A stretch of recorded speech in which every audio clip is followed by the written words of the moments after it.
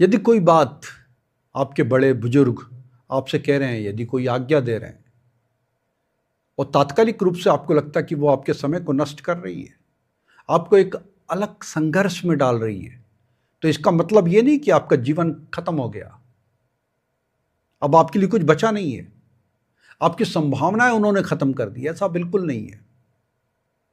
ऐसे तमाम उदाहरण श्री राम के जीवन में मिलते हैं जब उन्होंने अपने पूरे जीवन को झोंक दिया केवल बड़ों की आज्ञा पालन करने के लिए।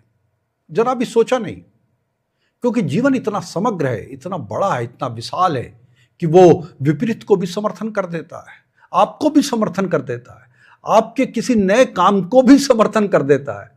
आप यदि किसी संघर्ष में झोंके जा रहे हैं तो वो भी आपको ताकत देता है, स्ट्रेंथ देता है, और ये श्री राम के जीवन में बड़ा स्पष्ट रूप से दिखता है।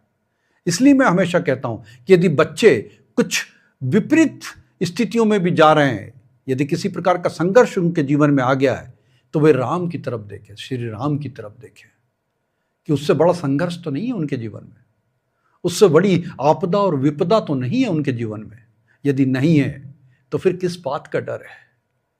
नकारात्मकता कहाँ है? अवसाद, निराशा, हताशा कहाँ है? कुछ भी नहीं है।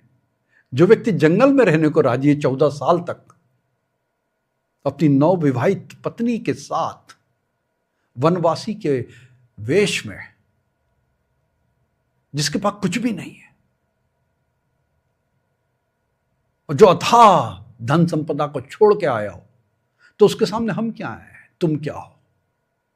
तो इसलिए जो भी युवा हैं, जो भी छात्र हैं, उन्हें इस बात को याद रखना पड़ेगा कि जब भी वो कोई निर्णय ले रहे हैं जो नकारात्मक है, जो हताशा से भरा हुआ है, उन्हें केवल और केवल श्री राम के जीवन की तरफ देखना है। और जब भी वो ऐसा कर पाएंगे तो निश्चित तौर पर एक सकारात्मक, एक पॉजिटिविटी उनके जीवन में आएगी। ऐसा मेरा पूर्ण विश्वास है।